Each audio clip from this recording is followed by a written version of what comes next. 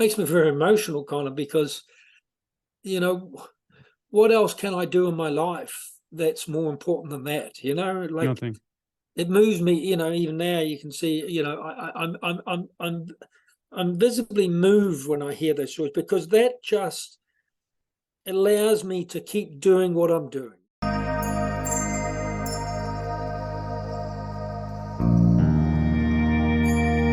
Brent Pope, welcome. Thanks very much. How are you doing? I'm doing okay on this particular day, and all the better for talking to you. Tell me, Brent, where are you from? I'm from a small little country. Well, not smallish. It's growing in the last few years. Ashburton, a small kind of a rural countryside town, about 50 miles south of Christchurch. So anybody that's travelled out to New Zealand and has taken the main road from Christchurch down to, say, Dunedin or Queenstown, or those which is the road most travelled, they'll have gone through Ashburton. They've seen the clock tower there, and they'll have also seen the fountain that my father famously drove his car into, and was pictured on the front page of the Ashburton Guardian, having dunked his car into the fountain in the middle of town. It's fortunately or unfortunately it happened. Unfortunately, it happened, but fortunate in the sense that we took our dad's driver's license off him. Unfortunately, he suffered from Parkinson's disease, but he wanted to keep driving, and we said, "Look, Dad, no." I think really a sign that you put your car into the fountain in the middle of town is time that you gave up the driving. What age was he when he put the car into the fountain? Dad was probably mid-80s, and he started to go downhill pretty rapidly. I lost him at 89 a couple of years ago. In a sense, our relationship was very close, and it was a huge traumatic event for me. And it's just something I say about mental health wise. I've written a lovely letter to him. He was in a home at that stage, and I've written a lovely letter to him, I think 4 Christmases ago. And I wanted to give it to him, and I made that mistake of saying, "Look, I'll give it to him next year when I get to see him." And I got that call that nobody wants when I was in Portugal. About 3 o'clock in the morning, my brother just rang me up and said, "Look, Dad's gone."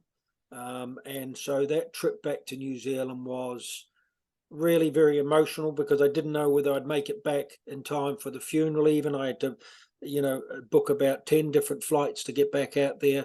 I think Emirates at the time were very generous with their flight arrangement, and I'll be ever thankful for that. So I made it back the morning of the funeral, where I got to participate in the eulogy and tell the congregation with my brother what my father meant to me. But I'll always regret not giving that letter to him, just to say, like, he knew I loved him and he loved me, but it would have been just nice to say, because part of the regret of moving overseas and making my life overseas is I didn't see much of my parents' life for the last 25 years. And I know how that feels for people coming up to me all the time and saying, "Oh, my daughter and my sons have moved out to Australia to start a new life." And, it's tough. It's tough to parent in that regard when you don't know that you play a role in your children's lives anymore, or a significant role, because that also plays on a lot of people's mental health, in the sense that they don't want to be a burden later in life. Who's going to look after them?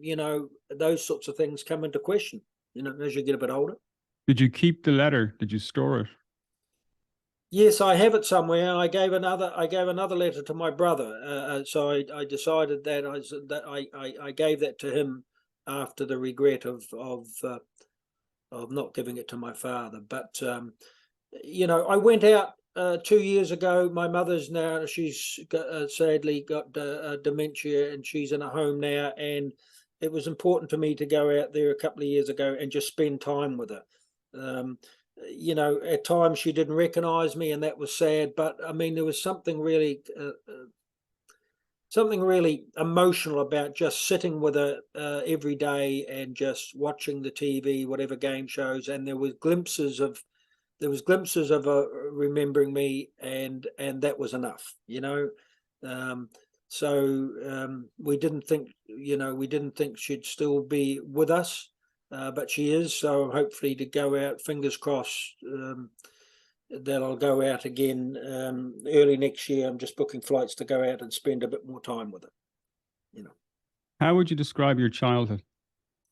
My childhood, up to an age where I started suffering from anxiety attacks or whatever, or panic attacks, my childhood was like Huckleberry Finn, like growing up in a rural area where we had pets and animals around. We always rode horses. We always had land. We had dogs. We had, ducks. We had sheep. We had all those things. And coming from a rural background, I used to work all my summer holidays on a farm. So that sort of lifestyle I was actually born a very sickly child. I was born with double pneumonia and bronchitis at the same time. That the umbilical cord was trapped around my neck. So for the first year of my life, I didn't spend much time at home, and I was a bad asthmatic.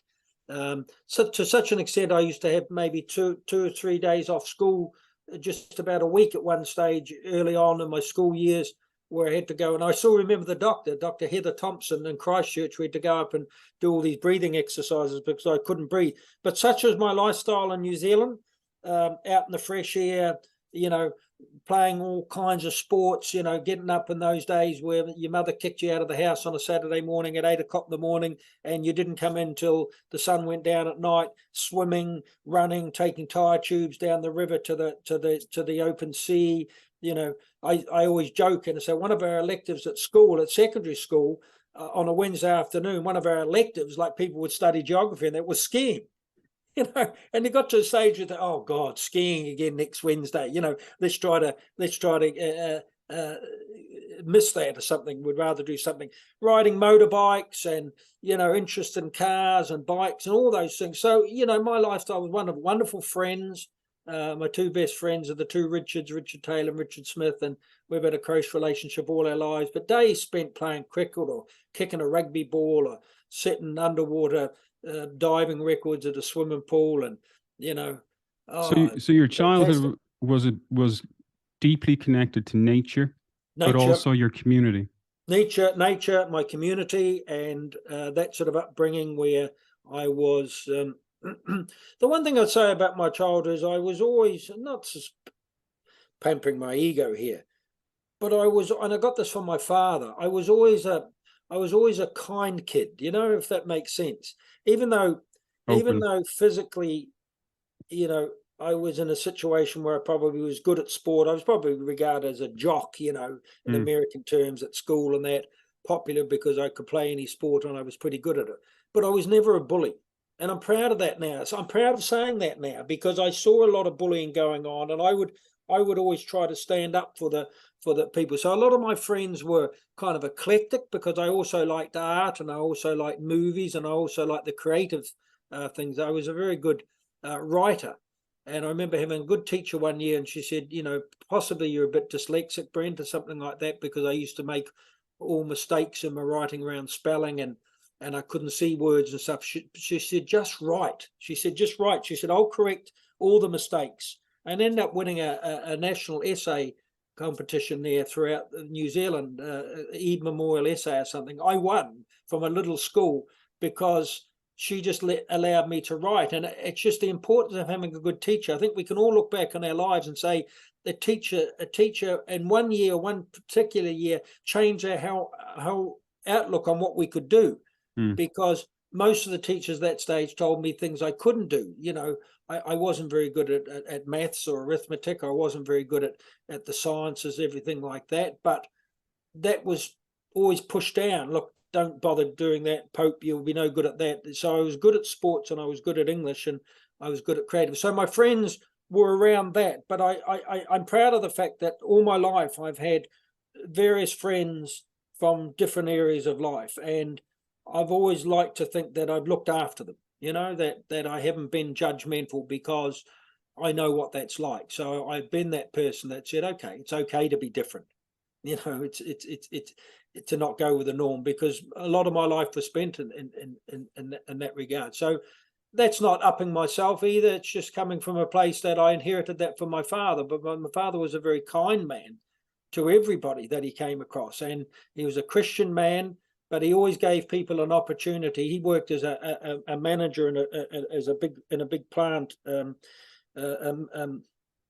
in the meat industry, and he employed a lot of people from the rough side of town, and they'll always come back to him and say, why did your father give me a chance? Because he sat down with them on the first day and he said, look, this could be a really good job for you, but you've got to give up the drink, or you've got to give up your criminal background, but I'll give you a chance. I'll be the one person that gives you an opportunity.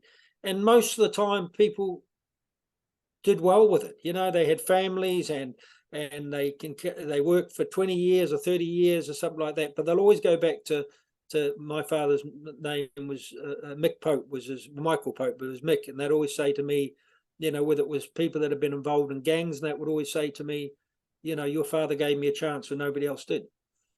What values did rugby teach you? Rugby taught me the most important values. They taught me values about, I suppose, about achievement, about goal setting, all those things that I've kept for most of my life. But the most important thing it taught me, I think, nothing to do with the play on the field, was about making connections in your life.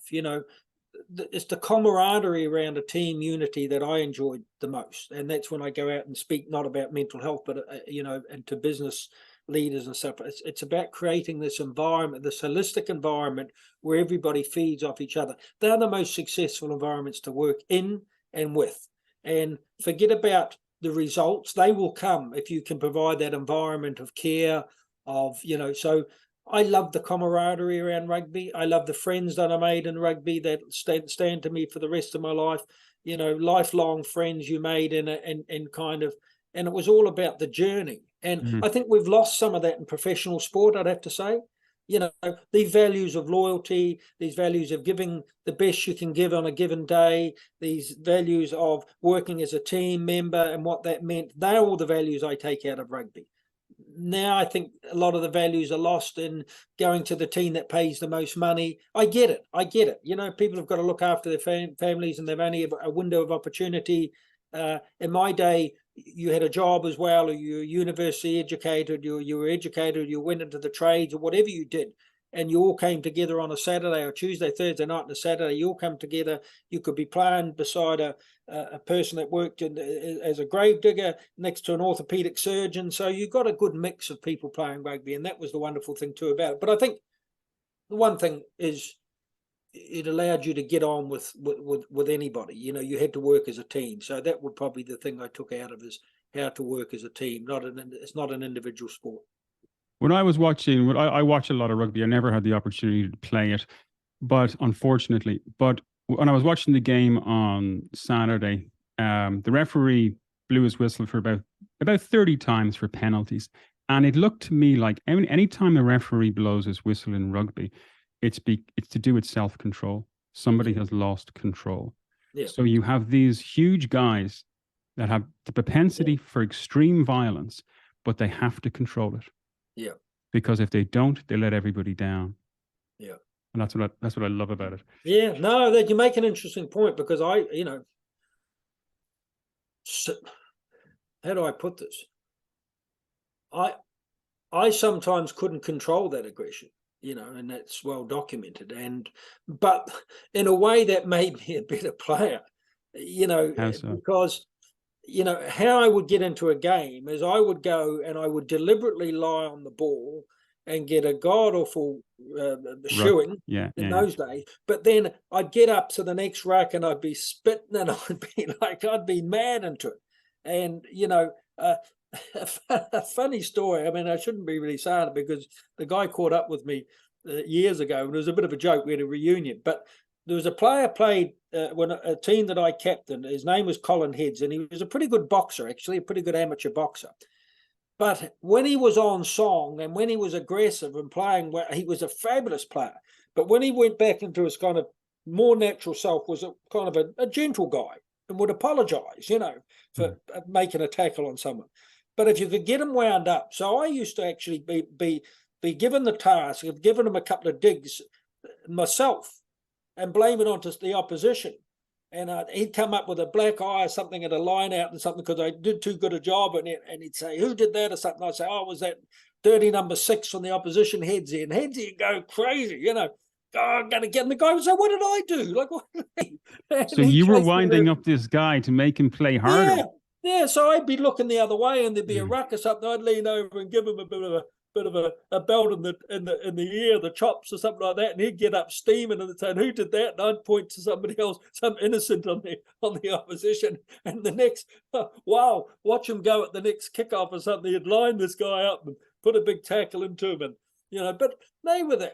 Like, I'm not so, I don't condone any. And you're right. Was it Colin? It wasn't Colin Meads. Did you say Colin Heads? No, not Colin Meads. God, I wouldn't be giving Sir Colin now.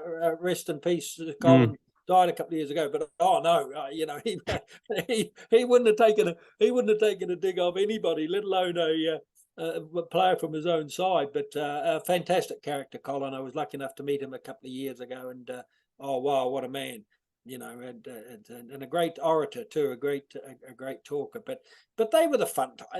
Those stories, I know they're old shed now, whatever like that. But they're what keeps the game alive for me. Those stories of being at university and the kind of tours you go on, or the kind of, I suppose, the tricks you get up to the night before a game and stuff like that, and all these practical jokes that you would play, and they were the wonderful times of rugby too, But you were a band of brothers. You're a band of brothers, essentially. Band of brothers, and metaphorically going to war.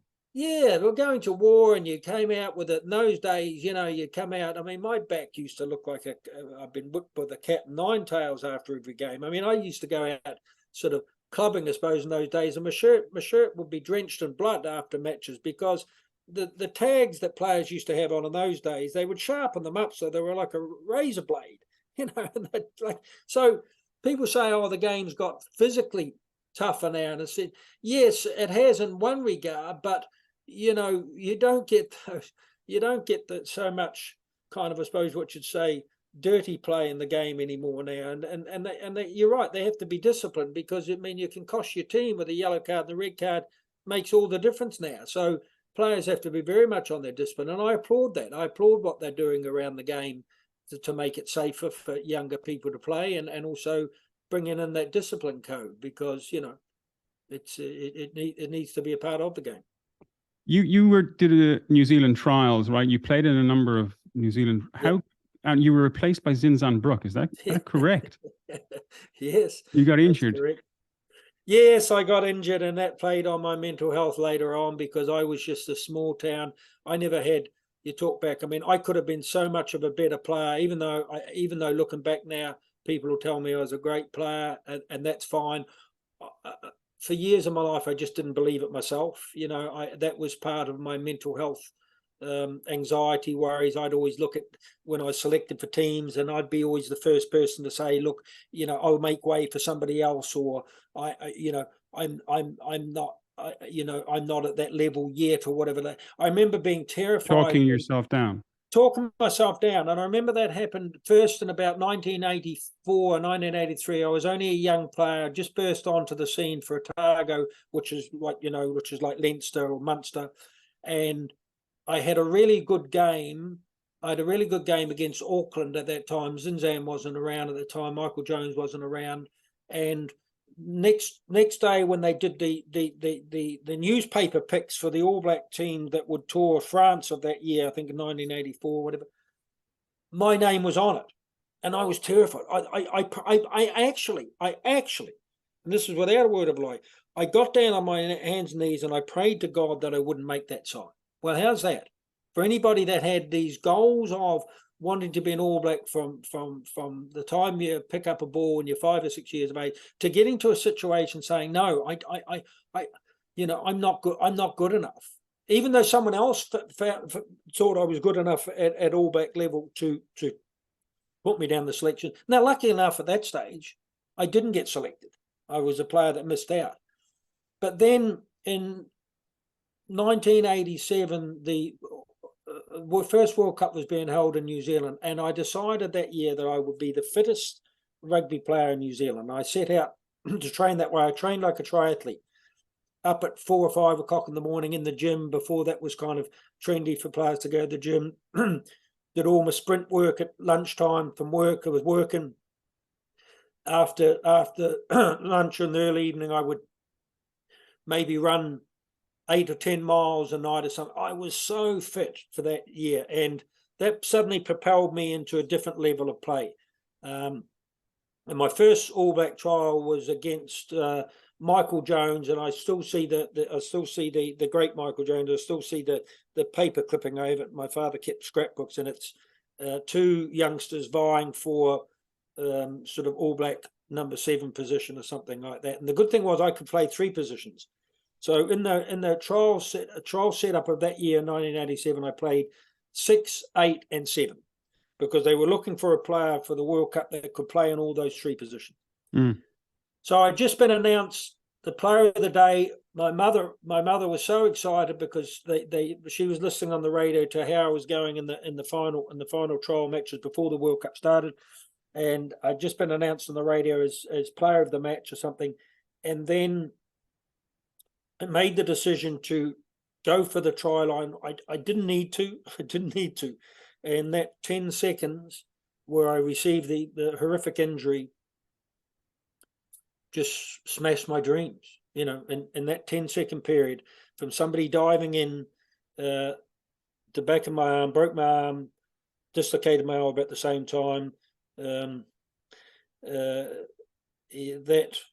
they rang the hospital that night to speak to the doctors, the selectors, and he just said, "Look, Brent is out for the World Cup, and not only is that, he may not play again," such the extent of the arm injury.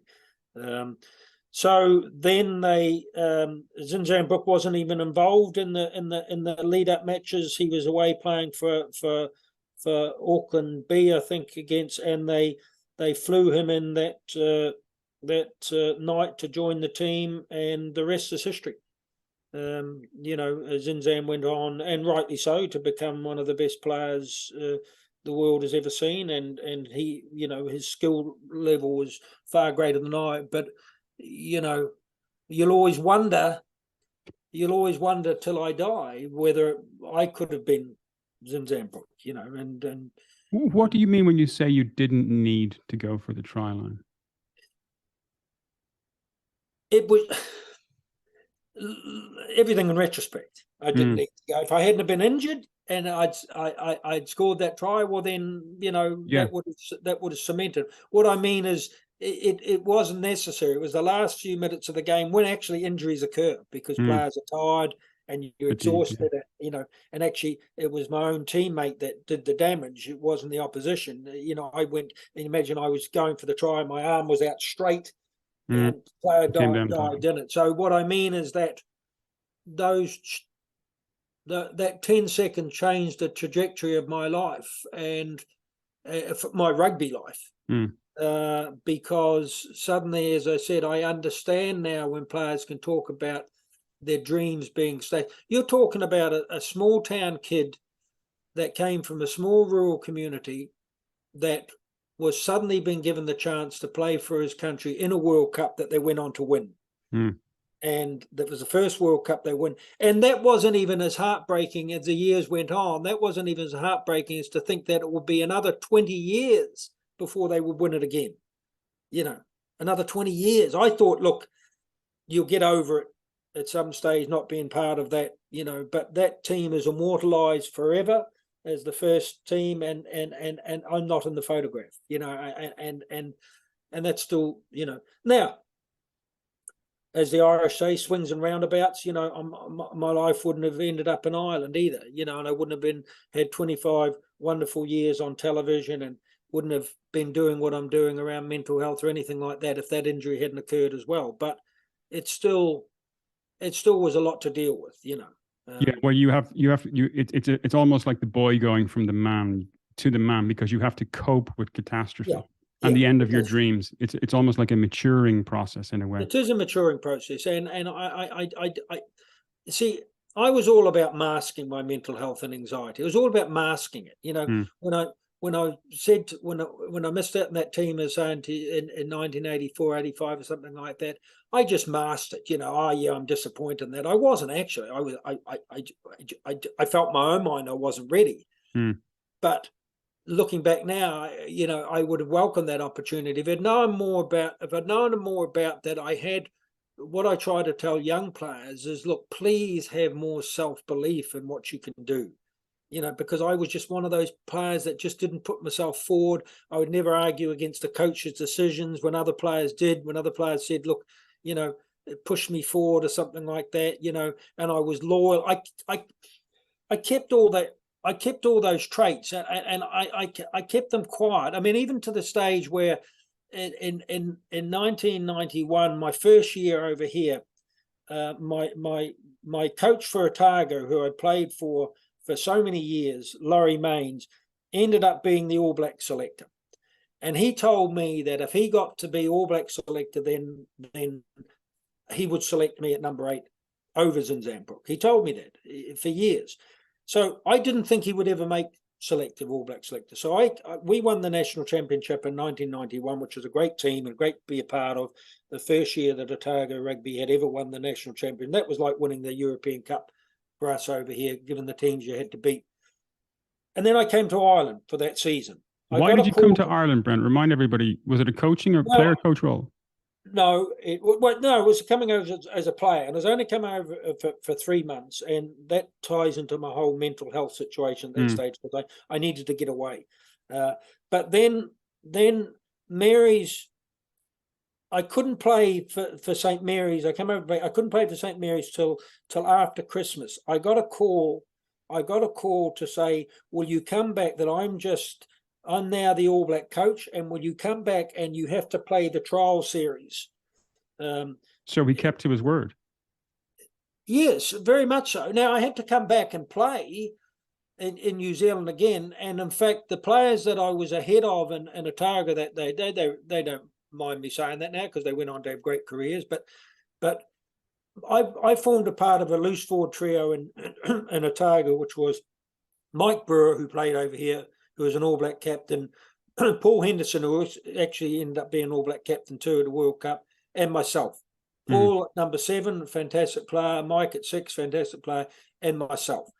In the subs for a lot of those matches was Aaron Penne, went on to be Maori All Black captain and All Black, and Jamie Joseph, the now Japanese coach of Japan, also a famous All Black.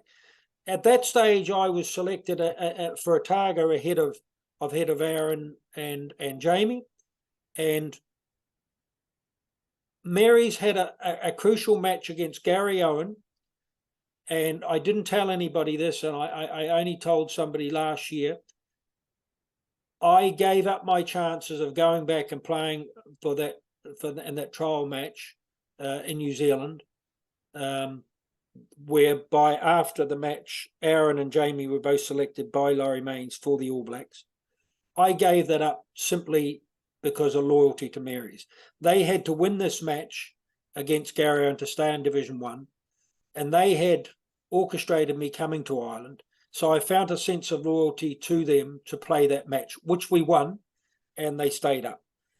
But I didn't say that to anybody at the time, because they would have told me to go home and absolutely follow my dreams. But what was installed to me when you go back to those days, and what my father taught me, was to be loyal, you know, and I look back, and again, I look back and say, my life would have been a lot different. If I'd have gone back and made that All Blacks at that stage, yes, I would have been 31 or whatever, or 30, and I would have had probably a couple of years at best in the All Black jersey, but my life wouldn't have been the same. And maybe Mary's wouldn't have stayed up. No, maybe they wouldn't have. Maybe they wouldn't have, because I made a tackle on Richie Wallace, the Irish winger at that time, that was kind of deemed to be a try-saving tackle in that match. So yes, I think I had, I had something to do with them staying up, but it was the loyalty that I just didn't tell anybody about, but I knew that I'd missed my opportunity. But then I had to set about saying, okay, I love my life in Ireland.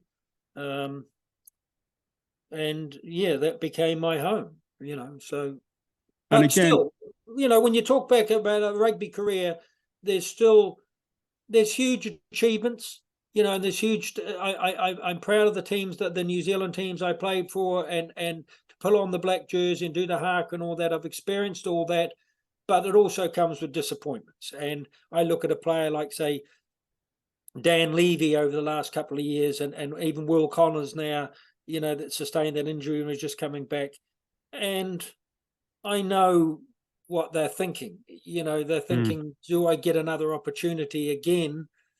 Even though you can say to someone, well, you had a couple of caps and that's not the way that a professional rugby player looks at it. He wants to be not only an Irish player, he wants to be the next best thing in an Irish shirt. And Brian O'Driscoll always talks about that. It's like the great All Blacks. They just didn't want to be an All Black. That wasn't enough. They wanted to be. It was like saying to an Olympic athlete, now you're in the Olympic team, but that's not good enough for the elite athlete. They want to be the Olympic gold medalist. I heard Michael Johnson speak at the Pendulum Summit there, and it was really interesting to think that on all those things he looks back on all those things in his life, all the achievements and that, what he looks back on the fact that, in his first Olympics, I think it was Barcelona, he finished fourth or he didn't make the finals. That's the thing that wrangles with him the most.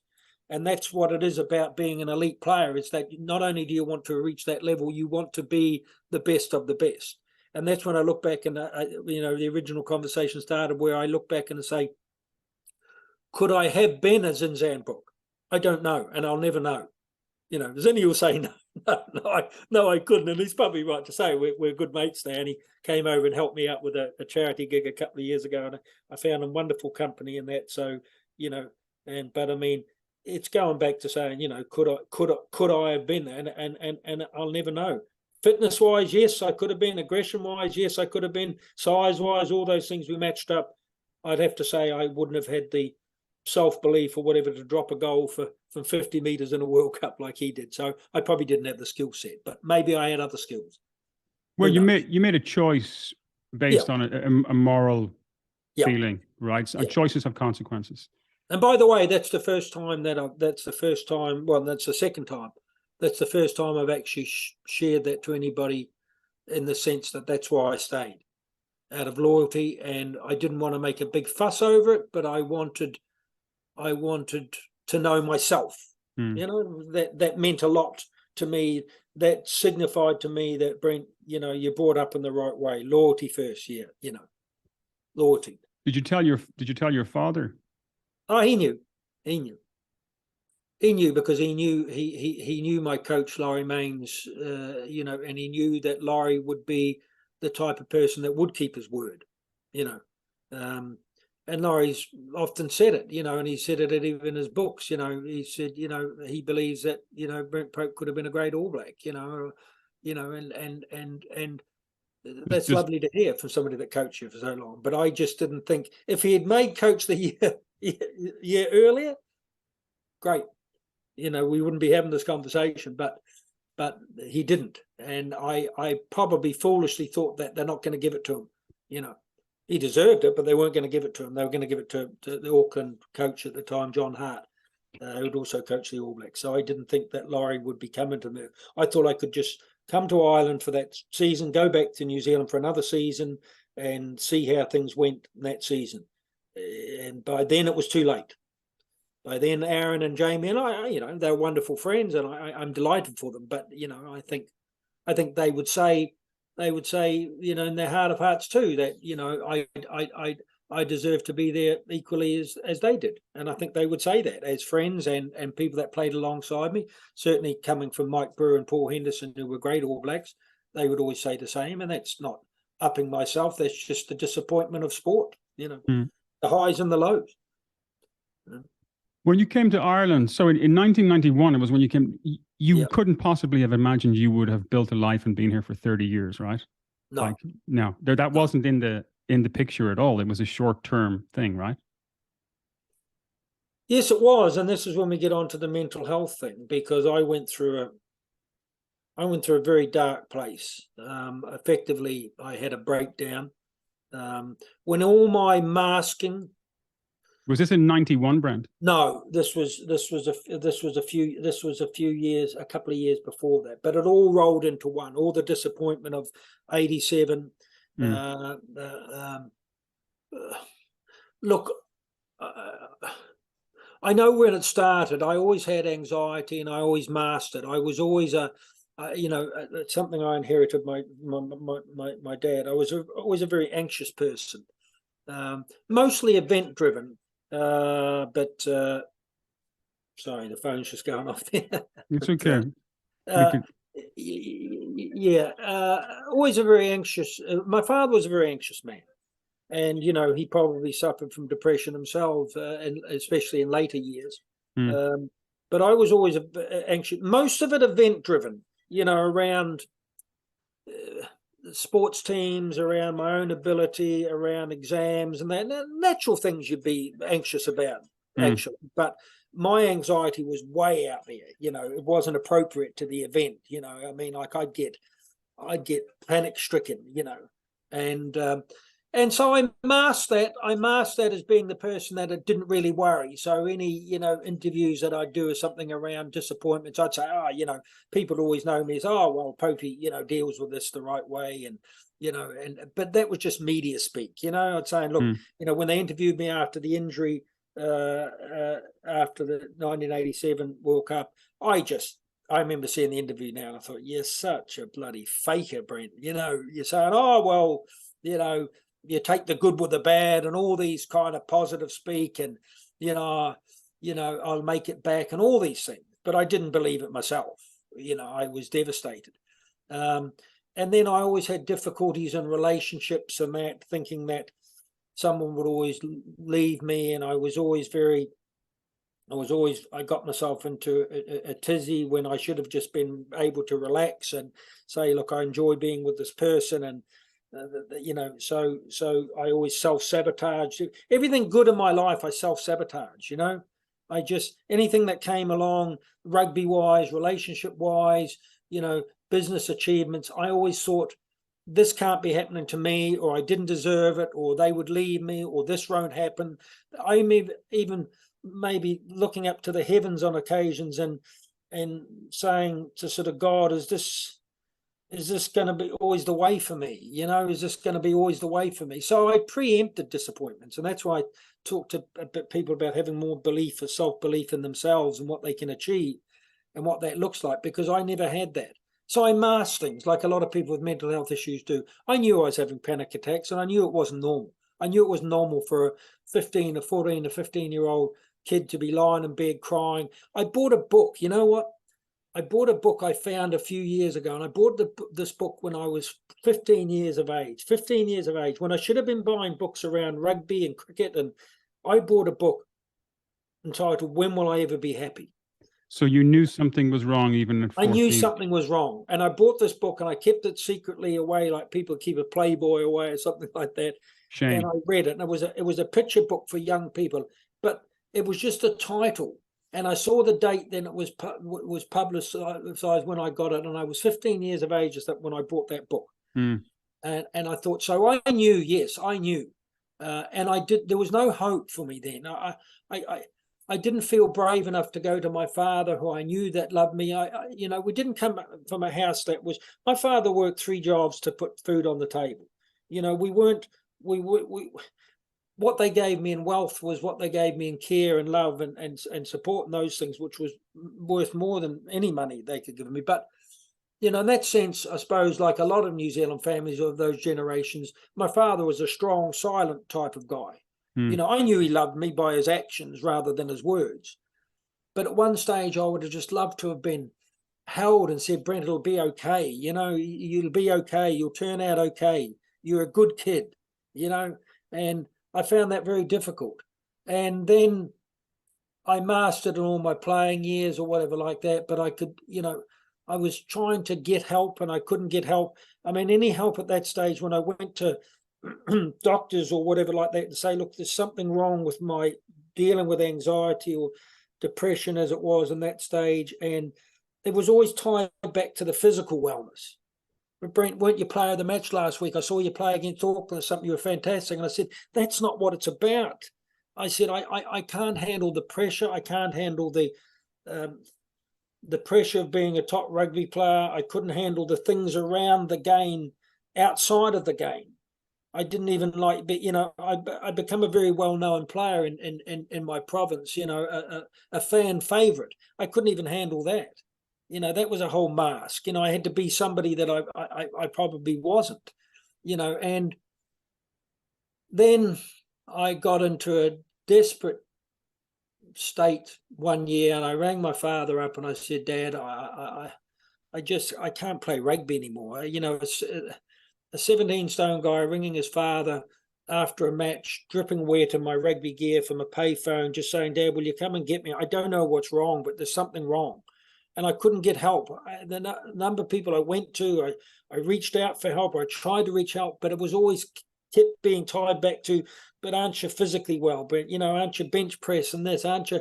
I saw you in town with your beautiful partner, and life is good and all that. And so there was all this guilt and shame around my mental health and judgment. The guilt because, yes, there were people out there that were far worse off than me, and I was told that often, but think about whatever they're going through, and I felt guilty. I felt guilty for feeling the way that I did, but I couldn't stop it. I couldn't stop this flow of negativity that kept attacking me. Negativity. The understanding wasn't there in the community. No. To know what's going on. I mean, you're talking at a time when psychotherapy was in its infancy. No, infancy. I mean, my mother had a friend that was admitted to a psychiatric unit, and inappropriately called Sunnyside in Christchurch. Well, this place couldn't have been no more Sunnyside when we had to go and visit her or something. It was surrounded by barbed wire. To me, it looked like a prison.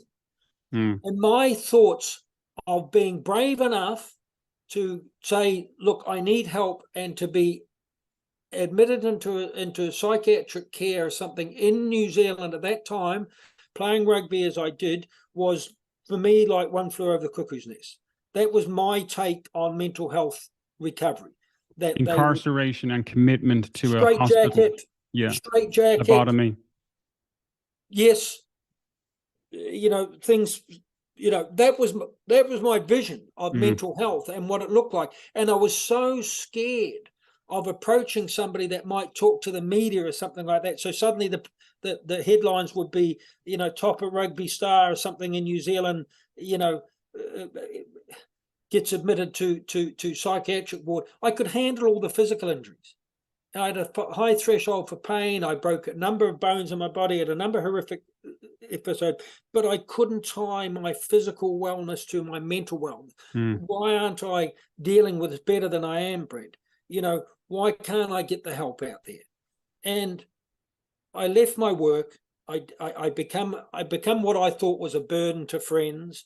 They didn't want to hear about my problems all the time. I couldn't share with players. I felt weak as a man. I thought, you can't put it right. You're always going to be like this. This is going to be the way it is. And I just was exhausted with playing this role that it wasn't the real me. It wasn't the me deep down inside. Deep down inside, I was scared. I was scared of failure. I was scared of being loved or cared about. I pushed people away. I did all those things as social isolation. I didn't want to go out with friends anymore. I locked myself in my room in a beautiful apartment in Dunedin, and I didn't want to see another day. I didn't. Another day being told to get out and go for a walk or go to the gym or play a game of rugby or something like that. I just wasn't interested. I just saw my life ebbing away from me one little bit at a time. And I couldn't talk to my parents. They wouldn't understand. I'm not saying they wouldn't try to understand, but they couldn't understand at that stage what their own son was going through, even though, Dad probably felt he was saying the right things and getting, but there was just no help out there. So years ago, I made a decision to try to give hope to people out there that think there is no hope, to make that call like I had to make to the Samaritans, and not thinking I would get a reply and that would justify the way that I was thinking. And I don't want to go down the lines of, but people will know when you're in a dark place what you're thinking about. Let's face facts here. I don't want to go there because it scares me, because I've been there on a few occasions, and I just try to talk to people as I went back and studied to be qualified to be a counsellor. But it is about holding on at that stage. It is about give me another day, Brent, or give me another appointment, or give me time to work, and can you just stay safe for a weekend? Because I was very much alone in this battle, and I didn't think I could do it alone. And I just thought, what's the alternatives? Well, as Stephen Fry has spoken multiple times about bipolar, his advice to people is always just remember, this too shall pass. Yeah, this too shall pass. I'd have to say, I would have loved that knowledge, because stuck in that moment, I didn't think it would pass. And I talk to a lot of people about mental health, and I put it this way: I kind of, all my experience over the years, and I've had more experience in this, this is going back till I'm 15 years of age. What am I now, 61 or whatever? But, I've dealt with this with help in the last few years, great, but a lot of the times without help. People talk about addiction or whatever like that, and getting to the lowest point in their life, right? We all understand that. People go off to AA and they talk about, okay, I just decided that I didn't want to reach for another bottle of vodka under the bed or something, that I had to change my life. When people get that low with mental health, we've lost them, a lot of the time, not all of the time, but we've lost them, because they've come to a decision that the hurt is going to stop. They're not about going into recovery or whatever like that. That's quite often when people say to me, but I saw John out or Sarah out 2 weeks ago and they're in great form. Often that's because they've made a decision that the hurt is going to stop, that, no more hurt, and I know what that's like. I know that school of thoughting that, and I wasn't as far ahead as saying this too will pass. I just thought, no, this won't pass. What I say now is a different message, is yes, what you're saying is this will pass, but just stay safe for now. We can get you the help, and you can make a full recovery from anything. Doesn't matter what situation, doesn't matter if you're out there in the darkest place that you've ever been, to know that there is hope, that there is somebody that cares enough for you, one person or one voice. That voice on the end of the Samaritan's helpline just said a couple of things. He said, "What's wrong, friend?" That word friend, word friend was the one word that swayed it in my favor. What's wrong, friend? Suddenly I had someone that cared about me. He didn't know me. He didn't know me as a friend. He didn't know, but it was just this kind word that somebody out there cared about what I was going through, and that somebody out there offered me some help, where I had none before, or some hope, and that's what I talk about. That's why I share my dirty little secrets of my life to anybody that is prepared to listen, because it's giving hope back to people to say, okay, hang on in there, mate. Hang on in there for another day, another hour, another minute. Hang on in there. Help is coming, and help is on its way. If you are prepared to make that first and vital step to know that you need help and you know where to go to. So that's what I've been educating people on, hopefully, for the last, 20 years of my life, or 15 years of my life, is to give them hope, to say, yes, just like you said, this too will pass. How do you think we're doing in Ireland in terms of therapeutic services, and how the community and the government is reacting? I thought, here's something about my life. I thought I'd be replaced years ago. I thought, I've come out publicly, which was a very difficult thing to do from a point of view of working as a macho man from a macho sport, and being on television talking about rugby, and this powerful rugby player that was known for his aggression on the rugby field and known for all these things. I thought my life was over in Ireland, that I should speak about my vulnerabilities as a man and say, okay, I haven't had the dream life that you may think I've had. And in fact, for a lot of that period of time, it's been a battle, and it's been a damn hard battle that I've had to do all alone. So that all came out in an interview with Ryan Tubridy on his radio show, 18 years ago, 17 years. I went round the back of RT Studios, and I got down on my hands and knees, and I wept, because my life was over, as I say, in Ireland. How would people accept a grown man sharing his vulnerabilities and feelings live on television, on radio, to the masses, and not be fraught with judgment, shame, guilt? So all these things come flooding back. What have you done, Brent? You've exposed your dirty little secrets of your lives that should have been kept under a mat somewhere, you know. And how do you feel about the response?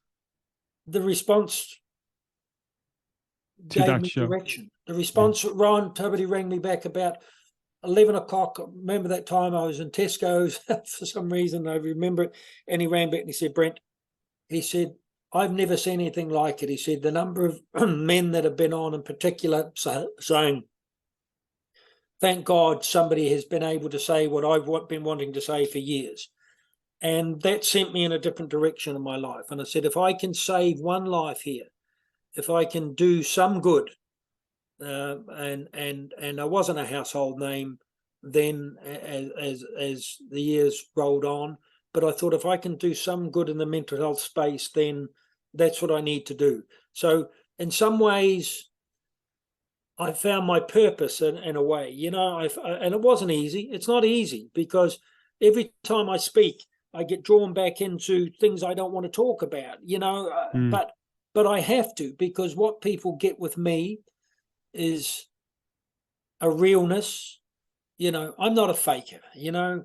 Yes, I've had to be medicated. Yes, I've had to see counsellors and psychiatrists. Yes, I've had to admit myself to psychiatric care. But, you know, so what I sometimes feel like standing up in an audience when I've gone and heard people speak about mental health, and I feel like screaming out and saying, but how would you know? How would you know if you haven't been to those places? How would you know how it feels to sit on the end of the bed, you know, trying to think of reasons to continue life? How would you know if you haven't been there? And it's a bit the same as I would never understand an alcoholic or a person that was drug addicted not hearing from people that had been there, that had been in the gutters of their life, and saying, okay, I turned it around, then so can you. Because I think so many people out there speak from a book rather than from this is what you should do, or this is what you shouldn't do, and this is what theory has told us. And I've gone back and that I've studied psychology and I've trained as a psychotherapist, so I can bring the science for my own journey, you know, the science to the life experience, to say, okay, I need to marry up my life experience and what that's taught me about myself, also with the learnings that I've taken off the numerous speakers I've heard all around the world. So I take a bit out of both experiences, say, okay, you need to learn how to live it, and that's specific. No one shoe fits in mental health, as you know. No one shoe fits. What I tell people to do might work for them. It works for everybody to certain degrees. You know, mindfulness, wellness, you know, physical health, all these things play a part in you becoming better mentally. But how significant those parts are is different for everybody else. For some people, it might be more physical driven. If they're physically fit, they'll be mentally fit. You know, for me, it's more about, I suppose, mindfulness of putting all these things in, achievements, connectivity, empathetic in my life, gratitude in my life. All these things play a part for my mental health, but they don't have to work equally well for people. I just give people options to say, this is what worked for me, and this is what has worked for a lot of other people, and take some snippets out of that, and how you're dealing with your mental health. But man, it hasn't been easy. I you know, plenty of times in my life I've gone into bouts of depression again, or anxiety, or, you know, down those dark avenues. It happened to me a couple of Christmases ago. I found myself in a very dark place. But here's the kicker. I knew what to do. I knew to come back from New York when I started seeing the symptoms those years ago of me going into ostracized people in my life again. I didn't want to come out of my apartment in just outside of Harlem. I become socially isolated, and that was a symptom for me. When I start backing away from the public, or feeling nervous or anxious going out into public, even though I'm a public figure, when I see those symptoms starting to come, I think, okay, trouble's around the corner, and let's try to nip it in the bud now before it gets. So that means that I have to come back and see a counsellor, or ring somebody and say, look, I need to come in and see you. I need to talk about my mental health, or just even contacting someone to say, look, will you just come around and keep me safe? You know, will you just you don't have to give me advice on what I should and should be doing. I know that now, what I should and shouldn't have to do. I just need to go. And in sporting terms, I just need to go to work. I need to go to work. I need Action. I need action. And here's where I would start. And here's where I would say, look, okay, I heard a wonderful guy speaking, I think it's up on YouTube, about changing the world one small step at a time, and that starts by making your bed. Because for some people that are feeling so low or so depressed, the first option is like those so many options years ago to me in my little apartment in Dunedin was to pull the blankets up over my head and not want to see another day and not want to get out of bed and not want to shower and not want to do any of these things, because that's the way I was feeling. So now I decide, I say, look, I've got to get out and do something, even if that's having a shave, even if that's putting on a fresh shirt, even if that's making your bed, even if those little achievements that you can get every day that all add up. That's just one thing I have to do. Other things are around wellness. Now I'd be the worst person for meditating. I used to, when I was studying, I'd always be looking through my eyes and he's Conor's got a lot deeper than I am. I didn't have that ability. So I changed that around, and my mindfulness is about sitting with gratitude, is about trying to live in the now more than, because as you know, people that suffer from anxiety and depression, it's either worries about the future or the past.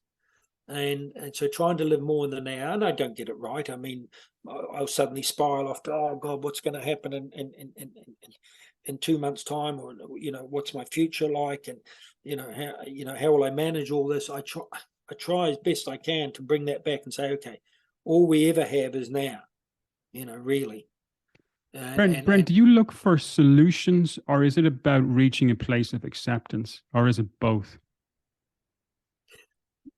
Really good question. Nobody's asked me that before, and I think my read on that is a bit of both. And I think the solutions hopefully allow you to have the acceptance. But have I got there yet? No, I don't accept. I don't accept certain things about me. I find that hard. I find it hard to get to a place of acceptance. In fact, I tend to go down the other worst place you can go. I tend to be very hard on myself. I tend to judge myself as others do. When I come away from speaking at events, I always come away saying, oh no, what are people going to think of me? And I'll take the one, and it's another trait that people with mental health illness or depression or anxiety, they'll take the one bad comment out of a room as opposed to the 100 good comments. Yeah. They'll focus on the negative. They'll focus on this can't be done rather than this can be done. And that takes me back to my childhood years of even that teacher we talked about, of telling you something like, Brent, people thought you were great. And that's not an ego thing. I don't want people listening to this to think, because I'd like to think that I don't have much of an ego, and that's quite unusual when you work on television. But it's not about that. It's just about more self-belief, because I'm harder on myself than anybody could be, and so that makes acceptance hard. If you're hard on yourself, I can't accept the reality, of who I am sometimes and why I've had this life. I find that hard to accept, and I find it hard to not go back to that book and say, when will I be really happy? And that's a hard place to get to, because and that's where I'm trying to find the solutions. And the solutions mostly occur when I'm down.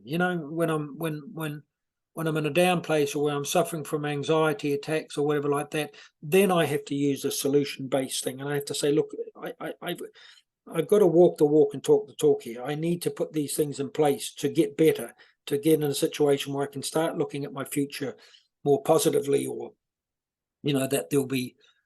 And in a way, we go back to that self-sabotage. I've self-sabotaged all my life. I've pushed people away that I shouldn't have, and I know it, but it's all to do with acceptance, of being able to sit with who I am, and where I've got to. So sometimes I take out of it when I speak, and I should take those moments. When somebody comes up to me on the street and grabs my hand or whatever, like many people have done, and say, Brent, you saved my life. Makes me very emotional, Conor, because, what else can I do in my life that's more important than that? Like Nothing. it moves me. Even now you can see. I'm visibly moved when I hear those stories, because that just allows me to keep doing what I'm doing. And again, it's nothing about making me feel better. It's just about saying, okay, you're making a difference out there. And that's when we go back to the original question. Sorry for being so long-winded and that, but it's about, are we doing enough as a community, as a country, as a world? No, sadly. You talk about services and that, and I know people working the services, I know they're inundated with requests, and I know that people find it difficult to get the services. I get calls every week from parents or counsellors saying, look, my teenager is in a bad way, and so many doors are closed to them.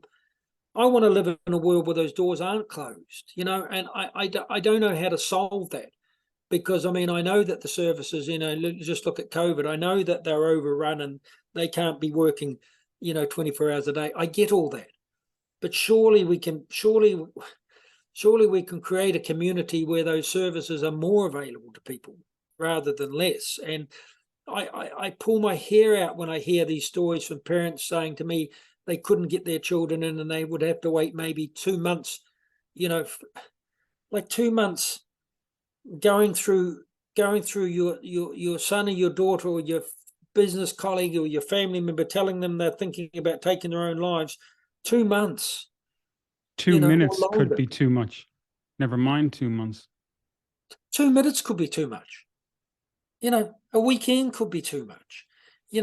And I don't know how to solve that. All I can do is my bit to make people more aware that it's coming for everybody in our life. It's coming. And I scare people with that statement when I'm out there, but I need to. And they look at me and they say, what's coming? And I said, there'll come at some stage for everybody in our lives where we have to dip into our resource box and say, man, I'm going down a slippery slope here. And unless I stop that slope somehow, I don't like the thoughts of where I'm going, because we're all on the scale somewhere in our lives.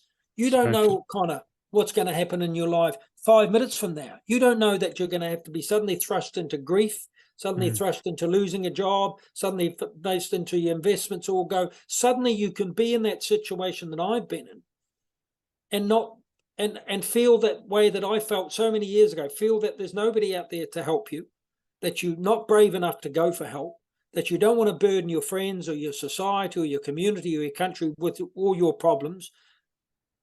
So then what becomes the alternative? I want to live in a world where I've lost too many friends, too many colleagues that have taken their own lives over my lifetime. I've lost too many. I want to live in a world where nobody gets to that stage, where nobody feels without hope. You talked about loneliness. Look at loneliness. It's an epidemic and it's killing people. Loneliness for certain trades or certain people living on their home, elderly people that can't see somebody. Loneliness is taking their lives. I speak to a lot of farmers out there.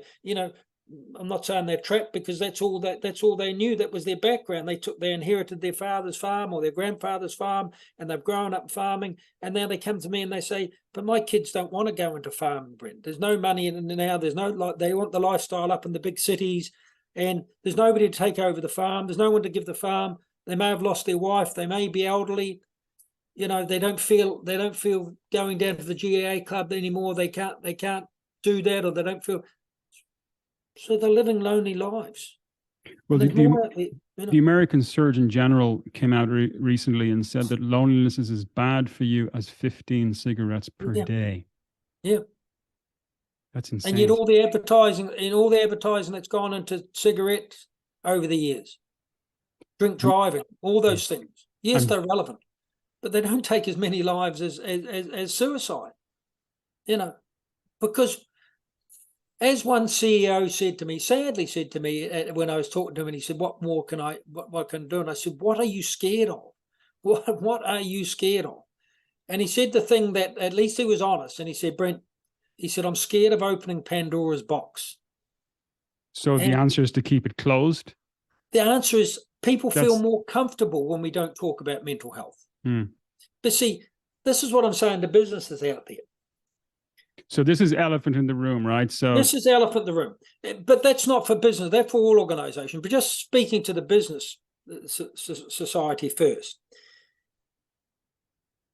As a rugby coach and as a rugby player, the first thing you do as a rugby coach, if you want to be successful, you sit down with your team at the start of the year and you say, where are we going to, and what players can buy into that whole, I suppose, ethos of, and that takes a lot more than just being a good player. That's, do you see the vision that I'm seeing? If that vision is to win the first division or something, if that vision is to win the World Cup, Andy Farrell has a vision, and that vision is centered around let's win the World Cup, and here's the steps along the way to get that. And either you're with me or you're not. And he picks the types of players that are with him and say, we will go through a brick wall to make this achievement happen, or we will give the very best that we can give. And he picks those players. So sometimes people don't understand why some players are picked and they say, but he's not the best player. No, but he may fit the goals of the coach, and the coach should always have that ability to say, I'm going to pick this player because everybody loves playing with him. He's bought into the team ethos. He may not be the best person in that position, but he's the best person for them. And that's also looking at your weakness, so that your weaknesses become your strongest link. So you look and say, okay, where are we strong? Where are we weak? And we develop a plan around that. We need another winger, we need another fullback, and they go out and get those. But here's the kicker for business. So if I'm telling you stats don't lie, and stats are telling us that the biggest cost to business around the world is an absentee workforce, days off work, lack of productivity when you're in at work, and also employee retention. Employees coming into a business and then leaving 2 months later after they've been trained. The costs are associated with that. And if the three biggest reasons for that are anxiety, depression, and mental health in general, and yet the lowest costs that companies are putting into that is mental health, it doesn't make sense. If we knew, for instance, that the biggest reason for absenteeism in the workplace was, say, for instance, back injuries on a computer seat. If we knew that was the reason, don't you think that companies would say, hey, let's get rid of all the chairs in the company and let's bring in these flash new chairs that eradicates back injuries by 10% for the year, because they will see the cost benefit of that.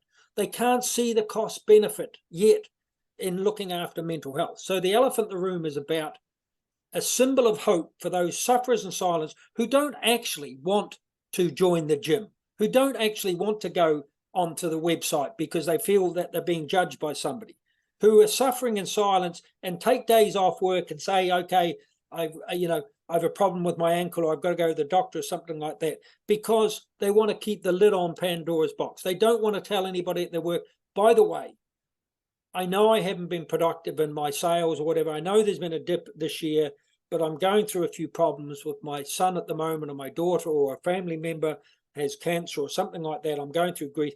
Can I take a couple of weeks off just to go and see somebody? And for that to be met with applause, to be that met by somebody saying up the line or across the line, hey, thanks for sharing that with us. What help can we give you?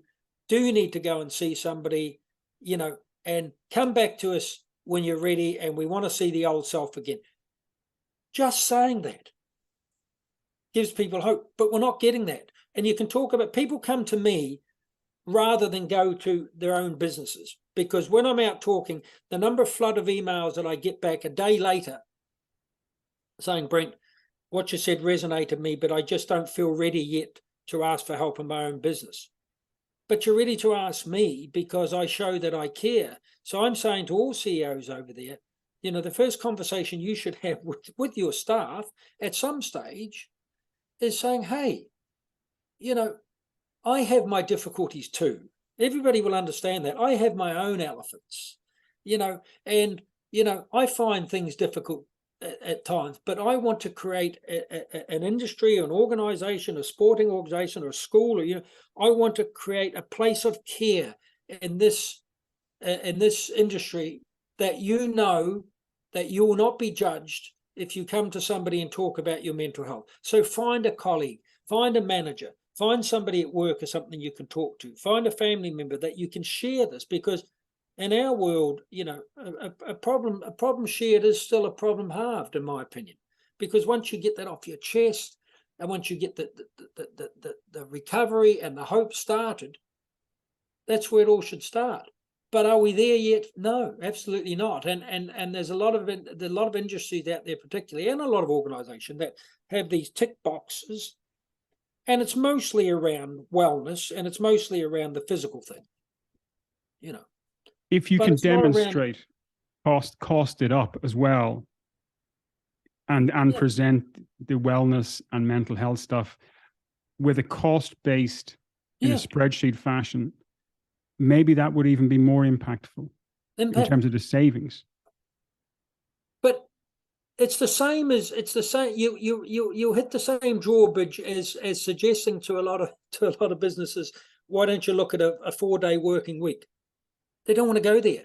And we know that increases productivity and increases wellness and increases and is better for the business. And we have the studies to prove it. Yeah, but try to convince businesses that this is not a bad thing. It was like trying to convince businesses that working from home might be a good idea until they saw the facts. I said, okay, well, we don't necessarily want it. I had heaps of businesses coming on saying, okay, we're saving money in rental, we're saving money, we increased productivity, better work balance, all those things. And they were delighted. They said, okay, things are going great. Then suddenly that swung around and people started saying, hey, we miss coming into work now. We're fed up with working from home. We're fed up with having kids running around. That's why we're trying to work. So that's what I was all just thinking, that, we need greater awareness on mental health and what those issues are, and not for it to be grouped into. I'm quite happy for it to be grouped into wellness generally, but it's a separate entity in itself. Mental health in a separate entity is not about wellness. Yes, it includes the whole Venn diagram of what it takes to be well mentally and physically, but quite often wellness is about hydration, about physical energy, about comradeship, about all these things, which are important, but it's not. It doesn't address what I try to address, which is the root sources. What problems are going on in your life, and how can we fix them? What are the solutions to your anxiety? What are the solutions to you've had depression now for 2 months? How can we get you out of that depression bit by bit? And that often is not just a case of doing more laps in the gym or bench pressing, because I was told for years, man up, toughen up, harden up. Real men don't cry, Brent. Well, hey, maybe they do, maybe they should. And it's just about asking people to create that space where people have more confidence to ask for help. And that's what the elephant in the room is about. No more, no less. Brent, what does the future hold for Brent Pope? Last question. I don't know, really. I don't know. I've been struggling with my physical health for a couple of years, and that's sent me down some pretty dark places too. In the sense of I've had to look at my mortality since my father died, and since I'm going through, I've had to think. I don't know. I know this, Conor. I know that my work in mental health, while hard at times, and while I'm not the sort of person that actually finds it easy to talk, but I know that at some level I'm making a difference, and I know that at some level I'm saving lives, and I think there can be no greater purpose. And I think at 60 years of age, I think I've found my purpose, in a sense that it's about giving back. How can I give back to self? How can I give back to community? How can I give back to country? How can I give back to, all those things? And I'm not a particularly religious person. I'm not a particularly spiritual person, but I like to think that I live my life, if it makes sense, with God's rules, with God's approval. I'm not somebody that'll be down, at the church every week. I'd like to be, but I'd like to think that I've lived a life where by that come Judgment Day, that God would look down and say, well, okay, Brent was all about giving back to those, I suppose, less fortunate in a way. And if that's through mental health awareness, then that's what I do. So, and again, in a long-winded day, and I've spoken too long now, and I've chewed your ear off, but I've become passionate about giving people hope and giving them greater understanding about mental health awareness. And if those things I can do for anybody, then it's an old cliche, but I feel my life is worthwhile and my job is done. And I mean that sincerely. I say I'm not a faker, and I'm not somebody that's in this for ego. I'm not somebody in this for recognition, anything. I do a lot of stuff over the years with no recognition. And that's the way I like it to be. I just want to create a movement around the elephant in the room, whereby that an elephant at any level, whether it's a t-shirt, whether it's a hoodie, whether it's a beanie, whether it's an elephant in a foyer, that by people seeing a colourful elephant somewhere, it represents hope to them that there'll be a better time in their life. And a bit going back to what you said, that this too will pass. That this too will pass. But it gives them that hope to say, okay, I'm in an environment, a sporting organisation, a school, I'm in an environment that promotes that gives me the confidence to say that this too will pass, and that I'll get on the road to recovery, because I just hate to think about the alternative. So look, thanks for giving me the platform, Conor. I'm sorry for talking too much, but not at all. No, that was fascinating. Brent Pope, thank you so much.